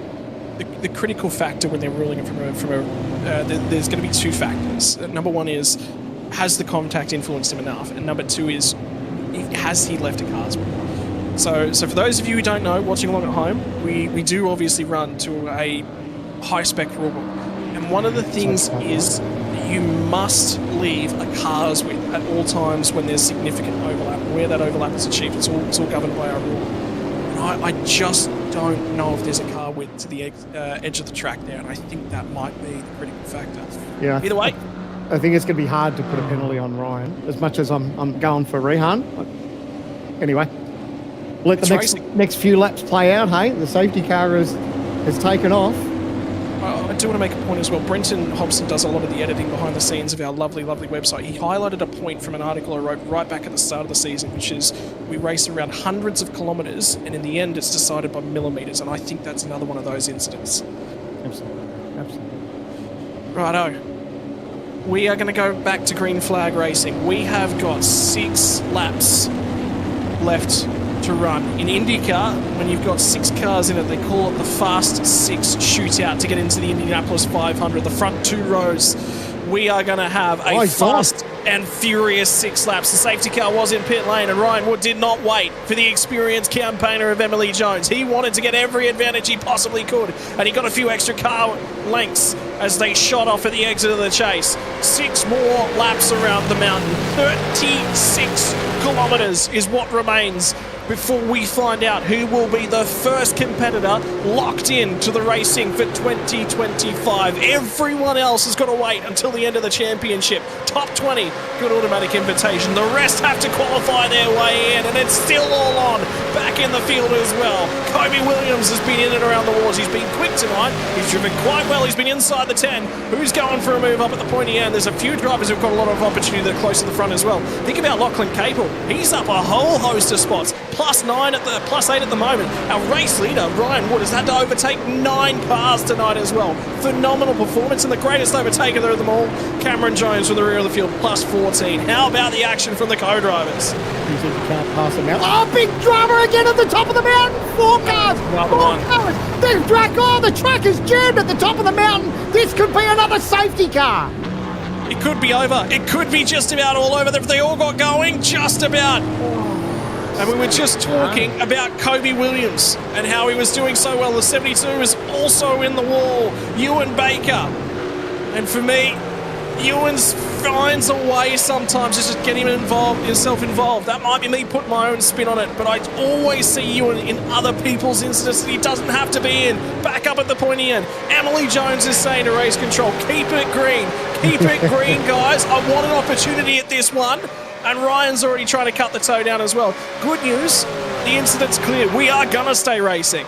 Yeah, that's what she would be absolutely thinking. If we go to the OG Gear replay, just not enough room on exit. Turned around, and then look at the innocent party all behind there. All didn't see the incident as it's happening around the corner, up over the crest, and they all got blindsided. But man, oh man, there's a few cars involved in that one. And how about Corey Shepherd? Wouldn't he love another bite at the cherry? An opportunity. He's just jumped back behind the wheel of a V8 supercar for the first time in a while. He's been pressing forward. He's been making pace. He's been making a statement here tonight. And anything could happen from here. New fastest lap of the race, Ryan Wood. Fuel dramas no longer. No big question mark over him. He will be fueled to the end of the race. And we have got 5 more laps, 30 kilometres worth of racing action, about one of the most mountainous racetracks in the world. Man, there is so much still to play out. Cars making it in pit lane, just trying to repair what damage they've got to get to the end. Look at the damage to that cat car. The whole front end missing off it. But the battle's now up front. I think it's going to be decided by these 3, whether it's Ryan Wood, Emily Jones, Corey Shepherd. Fingers crossed there's no more incidents on the mountain, but boy, have we seen our fair share of carnage tonight. I said there was a chance of safety cars, but I didn't think we'd see. Oh, did Emily just make contact? Well, she got awfully close. I don't know if she bounced off the wall or not, but that was awfully close. Would be the left front, so we'll keep an eye on looking for damage. Look, I don't know.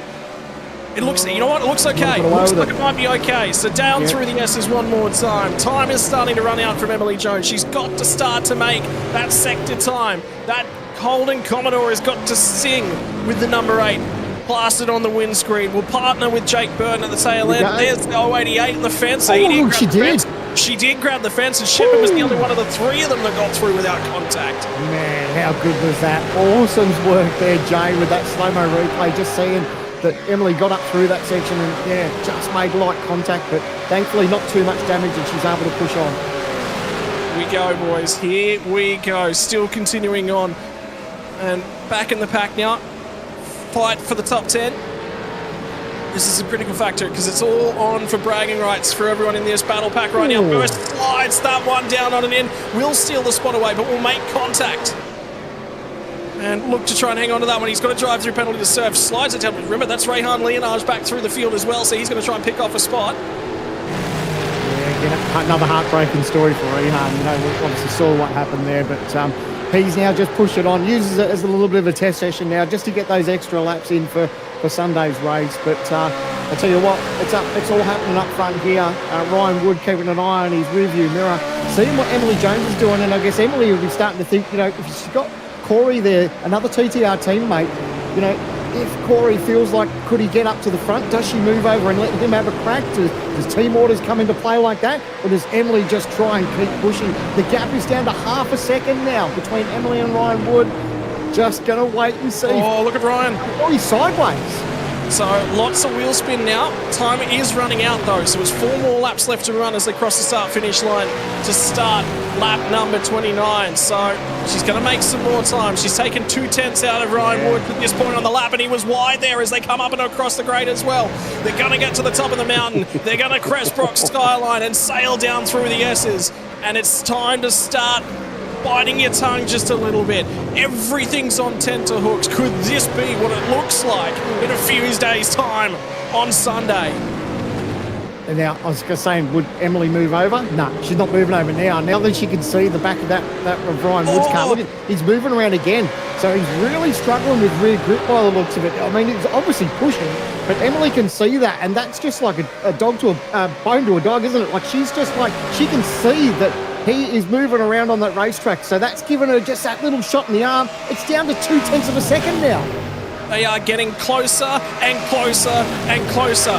3 more laps, 18 kilometres, and now he's a little bit wide as they get down to the chase. And he's led a significant portion of this race now as Ryan Wood. Now he's in defence mode. Now he's fighting for life. Now he's fighting for survival. He's going to go to the outside as Emily Jones looks for the crisscross. Shepard just about gets into the back of Emily Jones. They're fighting a little bit further behind. Contact made with Steph Brown now as well. So he'll go around. It's still all over the place. Rehan Leonage is going to get a piece of that one. But now it's down to just over 2/10 at this point in time. The lap time, 0.4 of a second she took out of him on that most recent lap. Is Emily Jones going to win the co-driver clash with 3 laps left to run? It's a 3-car fight. It's a stoush. She's looking for the run. Is he going to cover? No cover for Ryan Wood as they get to Griffin's Bend. Where are you sending this one if you're in Emily Jones's position now, Brenton Hobson?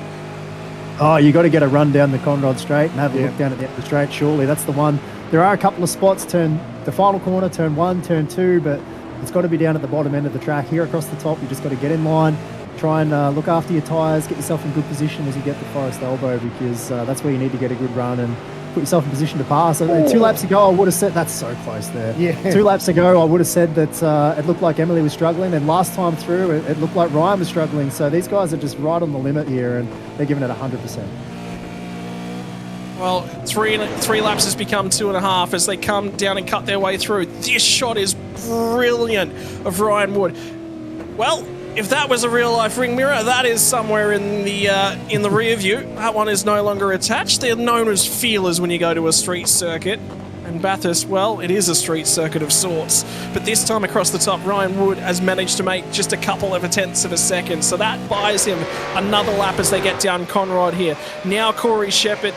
Think about Emily Jones. She's been in this position. She's had opportunities as well, so she knows what she's capable of. Corey Shepard will be thinking about that as well. But teammates, does he think about a send to give himself an opportunity? It's got to be this lap. If he's thinking about it, he's going to need a lap to get there. And I thought Wood was a touch out of control under brakes, so he looks like he's weak at the end of Conrod under brakes as well. So that's going to present an opportunity. They're all sideways here, Sandman. Yeah, it looked like Wood just got his left rear on that grass just as he got that ripple strip as well. Wasn't out of control, but geez, he was cutting it close. He knows that pressure's right there, and if he makes the slightest mistake, Emily and Corey will be right through. So it's basically down to these 3 now. It's going to be about who can make the least amount of mistakes in these last 2 laps here at Mount Panorama. Well, the run out of Hell Corner 2 more times through the rest of the track. It becomes 1 more time out of Hell Corner as they complete that one. First box check to the middle of the road. Ryan's going to cover it. Does Emily try and go the long way round? No, she tries to fill the rear view mirror. He's compromised at the apex. He took a shallow entry. Now she's going to try and carry the speed. She's right there. She's just about making contact with that rear bumper of the Lobs Esports car ahead of her. This is an opportunity. Swings to the outside. Ryan's forced to cover again. He's defending, and that's a psychological advantage. First point, Emily Jones. Yeah, absolutely. You can see he's driving out his rear view mirror more he is out the front windscreen. So knowing that Emily's putting that pressure on him, that's exactly what she needs to do, is just hound the back bumper and just let him know that she's right there and she'll attack if he makes one mistake. Well, he was now wide as well as they cut across the top. More contact we're hearing down at Griffin's Bend, and once again the rear end of Dan Hall into the barriers as well. So that's going to put paid to the remainder of his night. Slide as they come out the dipper, but a big slide out the other side for Ryan Woods. Little bit offline. He's had to get to the brakes nice and early to pull that car up and get it accurate. Big exit off of Forest Elbow this time. The second to last time off of Forest Elbow. When they get down to the chase, there's going to be about 7 kilometres left of this racetrack. It'll become 6.2 and we'll see a white flag as well. We're running out of time. That looks a touch too far back, but the run's coming. Yeah, she's coming. Yeah, you're right. She's too far back. But don't rule it out, though. She may put a sneaky dive up the inside. Just puts pressure. Ryan has to cover. That's going to hurt his entry a little bit. So she can see. She can carry a little bit more pace. You can see right there. She's thinking about how close she can be and possibly look up the inside. But they cover. Ryan can see. She goes to the outside now. 3-1. Anyone can win this with 1 lap to go. And now Ryan is just looking at that rearview mirror. Got great drive off the final corner. White flag in the air. 1 more lap to go. Give me more of this. Co-driver clash has been supreme on a Wednesday night to cover for the series moving to Sunday night for Bathurst 1000. Slides it all the way out of turn number 1. Hell Corner for the final time. The final 6.2 kilometres has been navigated. Ryan's got a good run. Emily's not quite close enough as they go underneath the Petters Bridge for the final time tonight on Mountain Straight. The run to Griffin. She's not quite there. Hasn't forced the cover. But Ryan, did he turn it in? I thought there was a wiggle over the bumps. He's pulled it up nice and accurately. Emily slides it all the way to the curb. And now it's the run to the cutting for the final time of the co-driver clash. A ticket to 2025 on the line. And it looks like Ryan Jones has got this one covered. Yeah, but what she's trying to do, she's not doing anything silly at the moment. She just wants to stay in contact because she wants to make that last-ditch effort down the straightaway. So she wants to make sure that she hits all her marks, trying to get as close as she can and maybe close up that margin down the straight. But this is what she needs to do. Nice and tidy, hitting her marks. So far, so good. But she's now 0.4 of a second further back. This is the furthest she's been back in a fair while. Is Ryan going to make a mistake? A little bit of a mistake, actually, as he just got to before the dipper. He was wide, offline. He's managed to pull it up. They scramble. They wiggle. He's trying to pull it up now at Forest Elbow. You've got to be accurate down here. The most important exit of the night. They'll pull it out and onto Conrod Straight for the final time. 32 circuits, 32 exits, 32 runs down the mountain. Now it's onto Conrod Straight. They'll wind them through the gears. 6th gear. They'll crest the hill here, but he's too far back. She's too far back. I just cannot see how she'll get it done for here. The final time down through the kick. Then it's to the chase. Will they pull it up? Yes, it's been pulled up. Ryan's covered it. Does he get the car accurately pulled up? She's in there hot. She had a crack. She got really, really close. But it's going to be Ryan Wood. First ticket for 2025. The co-driver clash. 1 more corner to navigate. It's Murray's. He's got it through. Bounces it across the curb. And he's got the job done for Ryan Wood. He's going to be there in 2025. He's the victor of the golden ticket. But what about the racing action? The co-driver clash was supreme for a Wednesday night action. And I get the feeling, whilst it might be the first, it won't be the last. Awesome job there from Ryan Wood. He had so much pressure throughout that race. Got the job done in the pit. Have a look at this. This is a battle for 4th place on the OG Gear replay. These guys not giving an inch into the braking zone. It's a dive up the inside. Is he going to be able to pull it up? Oh, there's no contact. Awesome driving, run wide. Look at him, nose to tail. Look at him not giving an inch. And it goes all the way on down to the final corner. Ken Lanning gets involved, gets contact, gets turned just before the final corner. Wow. It's a phenomenal drive up until that point. It's did we see everything tonight? All that and the kitchen sink. And Brenton Hobson sits back, looks back at the night of action from the commentary box and says, "Gee, boys, I've had enough of Bathurst for this week. I think I'm glad I'm taking Sunday off." Oh, you're not wrong. Oh, it's awesome to watch it from up here, that's for sure. But that looked like it was chaos out there. I'm glad, like I said, that I got to enjoy it from up here instead. But what a race! Like that run to the finish, that was just so good to watch. I really enjoy watching people just on the limit, like they were all the way to the finish there, and no one made any major mistakes, and Ryan did enough to get the job done.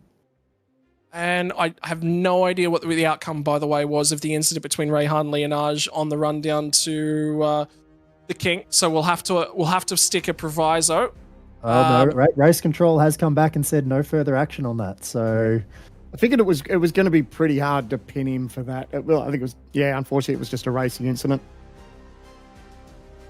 And it is what it is. So Ryan Wood will accept the golden ticket for 2025. How cool is that? That the first qualified driver for 2025 comes from the co-driver clash. Not from the qualifying in, not from any of that. It comes from the co-driver clash here on your Bathurst week celebrations. Emily Jones gave it everything she had, took it to Ryan Wood every step of the way. Corey Shepherd comes home in third, was right there in a reasonably quiet night at the office. Chris Coxhead got on the loud pedal, got aggressive and got some overtakes done to fourth. Lock and capable home in fifth. Brett Loxton from Rehan Leonage, Ken Latta, Brad Ryan and Seth Brown round out your 10.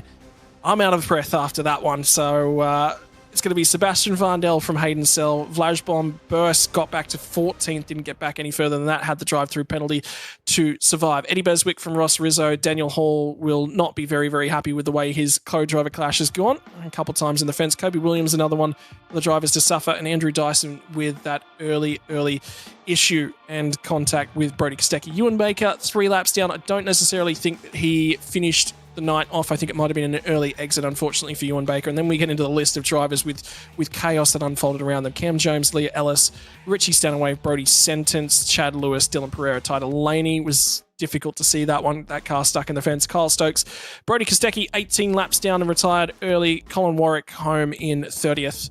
And of the 33 drivers, there was a few more to finish out racing action as well. Jamie Stovald from Michael Angus, Paul Young, and James Golding, unfortunately not making the conclusion. So Golding, not making a conclusion of lap 1. And in terms of things, we're going to drop to Sandman. He's back down in the Logitech G Hub. It's getting we've only had it available to us for one night, and I get the feeling there is going to be a track worn into your carpet the way that you are enjoying that booth. Mate, I think we're pretty blessed, and it's only the start. You know, we're obviously going to be able to utilise this as our series goes on, but hopefully as we delve into Bathurst too, 161 laps, 2 drivers, and there's so much action that can happen. We've seen tonight, it's just 32 laps, and look what we had to deal with. Obviously, you'd like to think that the pressure will be down a little bit for the 1,000. People will be a little bit smarter about their racing and probably about their manoeuvres that they think about. But, man, if anything is like, who would have thought we'd have this sort of action for a Wednesday night? But when you put a golden ticket on the line for 2025, that really raises the stakes for these guys. Yeah, stakes went up a notch. The aggression went up a notch. And the drama, the chaos. Oh, yeah. When you join us for Super Sunday, in terms of your Bathurst week for 2024, the chaos will certainly not be that high. But before we get there, your Saturday night worth of racing action, well, Saturday the 21st of September is coming to us in just a few days. What does that look like? Well, in terms of our program for Saturday, we're going to be kicking things off with the first part of qualifying. It's going to be the entirety of the field all in a session. We're going to decide our top 15 out of there who'll move on to our shootout. Qualifying is going to kick off from 6:30 p.m. 30 minutes session in terms of the qualifying. After that, though, it gets to be a little bit more fun. The second of our support categories for the weekend will be along as well. From 7:10 p.m, we're going to have our Porsche Cup Challenge race. Qualifying for that one is going to be at 7:10 p.m. with a 15-minute session, followed by 55 minutes worth of racing action, all live to us from 7:25 p.m. Australian Eastern Standard Time. Then it's on to the big one from our Saturday coverage, the top 15 shootout. You get one lap, you get one opportunity to to see if you can start on the front row. Is it better to go early in the session? Is it better to go late in the session? Conditions tend to change. 8:30 p.m. if you are interested in seeing who will conquer the mountain on Super Saturday, we'll kick things off for the top 15 shootout. If that wasn't enough, well, there's nothing quite like a Bathurst Sunday. Something to get your engine rumbling. You get up, you get the bacon and eggs ready, you get the bun ready, you get the coffee ready, and you strap yourself into the sofa for 161 laps. 1,000 kilometers worth of V8 supercar racing action. The final time for the Logitech Pro Invitational, we will see the Gen 2 cars transition around Mount Panorama in the 1,000 kilometer race. Race start will be from 11:15 a.m. We'll be live with pre-show from about 10:45 a.m. on your Super Sunday. Hobbo, any thoughts as we transition into qualifying? Is you reckon there's a few guys that might just have qualifying gremlins in their cars, a few guys who might just have a quicker car on the Saturday? Oh, I think that there'll be lots of people who go back scratching their heads after qualifying and the race tonight, and plenty of people go back to the drawing board, I'm sure, with a big weekend coming. And I just think that like tonight, how good was it to kick off our Bathurst week? Like, it feels like such an event now with the Wednesday night here, then the Saturday and the Sunday on the weekend. It's a great way to kick this off, and if that race is anything to go by, we've got a hell of a week worth of racing coming up. What about the fans riding along at home? If you've enjoyed everything that you've seen here tonight, don't forget to jump on over to the Logitech Pro Invitational Facebook page. Let us know, was the co-driver clash a success? Is seeing Ryan Wood already locked in for 2025 what you wanted to see on your Bathurst week Wednesday night? Will you be joining us for Super Saturday as well? And the Porsche Cup Challenge, what's going to be unveiled when we get all the way around to Saturday? Sandman, your thoughts on having an extra couple of events tagged into this year's program? Absolutely love it. For me, I can't get enough of Mount Panorama Bathurst, whether it's in the commentary box or I get my backside trackside. Maybe I need to throw some money around somewhere and see if we can get, well, I wouldn't call it a celebrity race, but maybe we could get some sort of commentators race or something going around the mountain. But yeah, I could never have enough action. I think the Wednesday night thing was an absolute success for a golden ticket, and it just pumps me up for Saturday. I can't wait. One thing I just thought about is the Porsche Cup actually has our wet weather tyre compounds, and rain is a potential. Could we see rain on Saturday afternoon?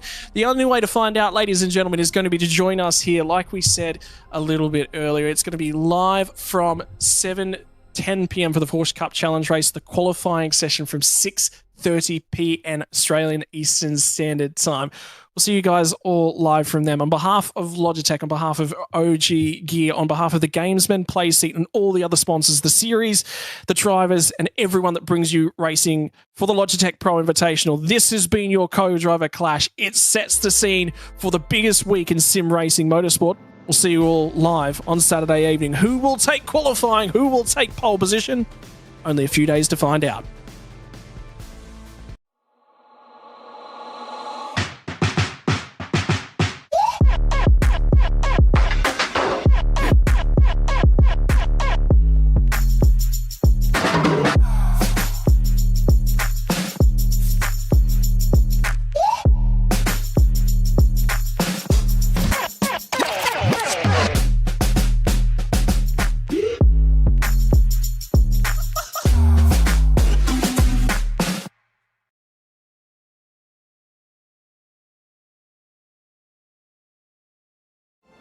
Weekend in, weekend out, Motorsport Australia officials are making waves.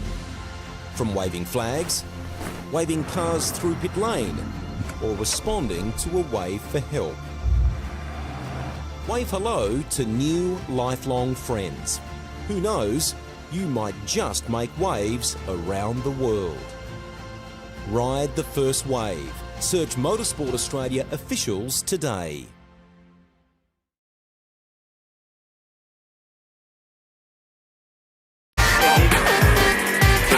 Hi, I'm Brendan Leach, driver of the number 7 Audi R8 or MPC Audi Custom Racing. First impressions of OG Gear on the sim, fantastic. It feels really nice in your hands and doesn't gather up under your fingers.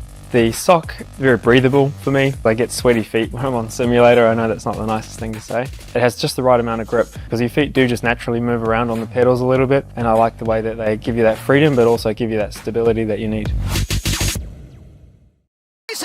4 will be available September 17th. Pre-order your copy today.